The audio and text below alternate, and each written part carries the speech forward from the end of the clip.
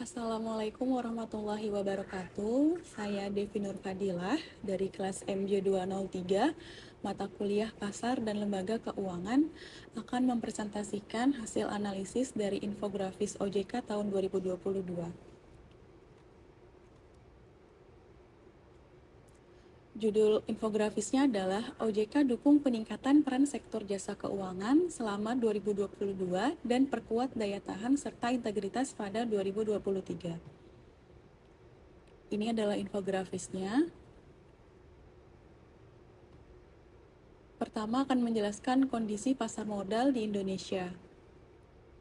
Berdasarkan informasi RDKB akhir tahun 2022, kondisi pasar modal Indonesia menunjukkan pertumbuhan positif meskipun terdapat tantangan global, yaitu jumlah investor meningkat signifikan menjadi 10,31 juta investor, naik 37,60% year of year, menandai milestone baru. Yang kedua, emiten baru mencapai 71 perusahaan, rekor tertinggi sepanjang sejarah. Yang ketiga, penghimpunan dana di pasar modal mencapai 267,73 triliun. Selanjutnya, nilai aktiva bersih reksadana per 2022 sebesar 512,17 triliun. IHSG ditutup di level 6.850, turun 4% sepanjang tahun.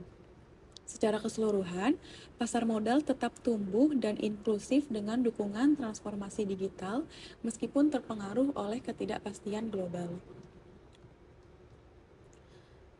Yang kedua, kondisi perbankan di Indonesia. Kredit perbankan tumbuh 11,16% YoY pada November 2022. Nilai kredit meningkat sebesar 13,96 triliun menjadi 6.347 triliun secara bulanan. Kredit restruktur COVID-19 terus menurun menjadi 499 triliun dengan jumlah nasabah 2,40 juta, turun dari 2,53 juta pada Oktober 2022. Yang kedua, dana pihak ketiga atau DPK. DPK tumbuh 8,78% YoY menjadi 7.974 triliun, didorong oleh peningkatan tabungan dan deposito. Yang ketiga, rasio kinerja perbankan. Non-performing loan atau NPL gross menurun ke 2,65% pada November 2022. Net interest margin stabil di angka 4,70%, return on asset tetap solid di level 2,47%. Capital adequacy ratio berada pada level kuat mencapai 25,49%. Perbankan Indonesia pada tahun 2022 menunjukkan pertumbuhan kredit yang sehat, likuiditas yang kuat, serta tingkat risiko yang terkendali. Rasio-rasio keuangan utama mengindikasikan sektor ini cukup tangguh menghadapi tantangan global dan mendukung pemulihan ekonomi nasional. C. Kondisi industri non-keuangan di Indonesia. Berdasarkan infografis RDKB akhir tahun 2022, kondisi industri keuangan non-bank atau IKNB di Indonesia menunjukkan pertumbuhan yang positif dan stabilitas yang terjaga. 1. Pertumbuhan kinerja. Pendapatan premi asuransi mencapai 280,24 triliun rupiah atau naik sekitar 0,44%. Piutang pembiayaan meningkat menjadi 409,49 triliun rupiah, naik 12,96%. Aset dana pensiun mencapai 341,87 triliun atau naik 5,06%. Outstanding pembiayaan vintage P2P lending naik menjadi 550,30 triliun. 2. Rasio dan stabilitas. Risk-based capital atau RBC, asuransi jiwa, dan asuransi umum tetap berada di atas ambang batas ketentuan, menunjukkan kondisi permodalan yang sehat. Gearing rasio perusahaan pembiayaan tercatat jauh di bawah batas maksimum, menunjukkan risiko yang baik. Non-performing financing atau NPF perusahaan pembiayaan terjaga di kisaran 2,48%. Kesimpulannya, industri keuangan non-bank di Indonesia pada tahun 2022 mengalami pertumbuhan signifikan, khususnya pada sektor pembiayaan dan fintech. Dengan indikator stabilitas yang tetap terjaga baik, hal ini menunjukkan sektor IKNB tetap menjadi pilar penting dalam mendukung inklusi dan pemulihan ekonomi nasional. D. Kebijakan OJK di sektor jasa keuangan tahun 2022.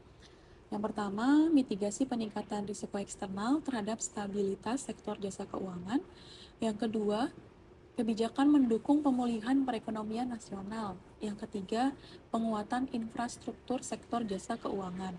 Yang keempat, penguatan pengawasan serta integritas pasar dan sektor keuangan. Yang kelima, peningkatan literasi dan inklusi keuangan serta penguatan perlindungan konsumen. Yang keenam, upaya penegakan hukum. Ketujuh, peningkatan governance di sektor keuangan. E. Program edukasi dan perlindungan konsumen tahun 2022. Program edukasi dan perlindungan konsumen 2022 yang diselenggarakan oleh OJK menunjukkan upaya yang sangat komprehensif dan terstruktur dalam meningkatkan literasi keuangan serta perlindungan terhadap konsumen jasa keuangan di Indonesia. Yang pertama, skala luas dan inklusif. Dengan menjangkau 9,1 juta peserta dalam 1.897 kegiatan edukasi, program ini menunjukkan jangkauan yang sangat luas, baik secara offline maupun online. Hal ini penting untuk mengakomodasi kebutuhan masyarakat yang beragam. Yang kedua, beragam media dan metode. Konten edukasi disampaikan melalui berbagai saluran seperti radio, media massal, media sosial, kendaraan edukasi keliling, hingga talk show yang menunjukkan pendekatan multiplatform yang inklusif dan modern. Ketiga, program khusus untuk kelompok tertentu. Misalnya, adanya edukasi untuk santri, pelajar, mahasiswa melalui program seperti Santri Cakap Literasi Keuangan Syariah dan Simpanan Mahasiswa dan Pemuda atau SIMUDA. Ini memperlihatkan bahwa OJK menargetkan kelompok usia produktif dan potensial secara ekonomi.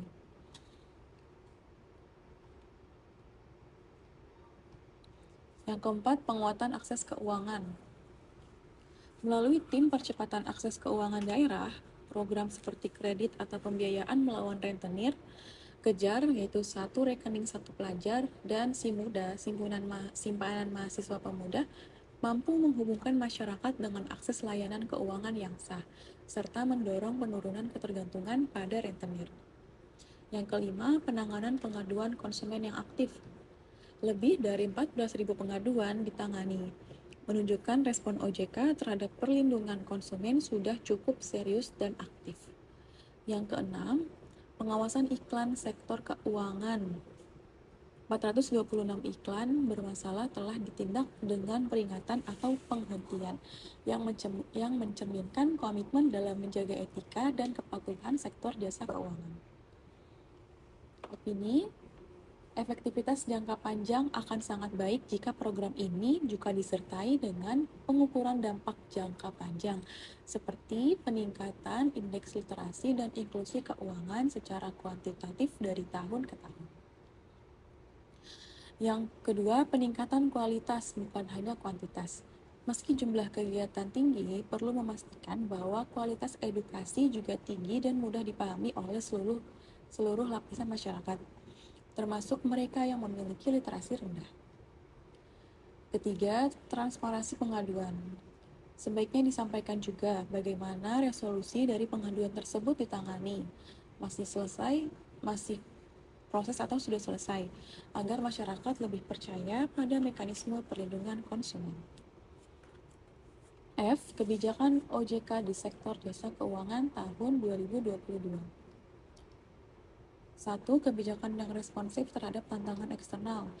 OJK tanggap terhadap ketidakpastian global seperti inflasi dan gejolak geopolitik melalui kebijakan eksternal yang penting untuk menjaga kestabilitas sistem keuangan Indonesia. Yang kedua, dukungan nyata terhadap pemulihan ekonomi. OJK menerapkan relaksasi restrukturisasi kredit hingga 2024. Langkah ini sangat membantu UMKM dan sektor terdampak bencana. Dukungan pada KBLBB atau kendaraan listrik menunjukkan sinergi dengan agenda pemerintah menuju ekonomi hijau dan berkelanjutan. Langkah-langkah ini strategis karena tidak hanya menyelamatkan sektor jasa keuangan, tapi juga mendorong sektor real. Yang ketiga, transformasi digital dan infrastruktur. Langkah OJK memperkuat digitalisasi seperti e-BAE atau elektronik biro administrasi efek, sistem informasi daftar efek syariah. Penguatan literasi digital ini penting untuk efisiensi dan ketahanan sistem keuangan. Namun, ke depan tantangan ini harus diantisipasi adalah keamanan cyber dan gap digital antara wilayah. Yang keempat, peningkatan literasi dan inklusi keuangan. Capaian inklusi keuangan hingga 85,10% adalah hasil positif. Pendekatan melalui program edukasi Desa Cakap Keuangan dan mobil literasi menunjukkan bahwa OJK menyasar akar masyarakat secara langsung, bukan hanya kelompok formal atau perkotaan.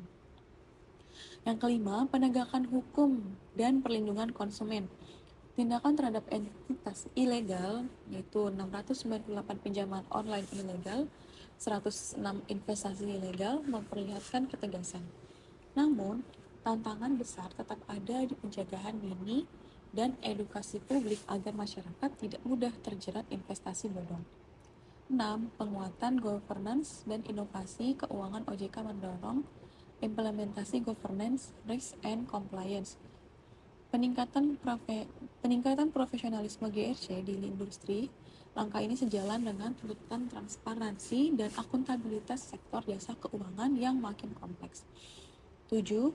Dukungan terhadap vintage dan ekosistem digital.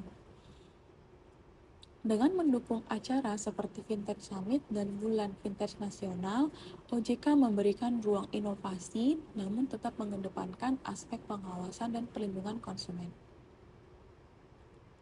Opini, kebijakan OJK tahun 2022 terstruktur, progresif, adaptif terhadap tantangan makro dan mikro. Keseimbangan antara stabilitas sistem, pemulihan ekonomi, dan perlindungan masyarakat menjadi kekuatan utama dari pendekatan ini. Namun, ke depan perlu peningkatan pengawasan berbasis teknologi untuk mengimbangi laju inovasi digital. Kedua, evaluasi berkelanjutan terhadap efektivitas relaksasi kebijakan pemulihan. Yang ketiga, pendalaman literasi keuangan hingga level desa terpencil dan secara lebih masif. Sekian dari saya ucapkan terima kasih.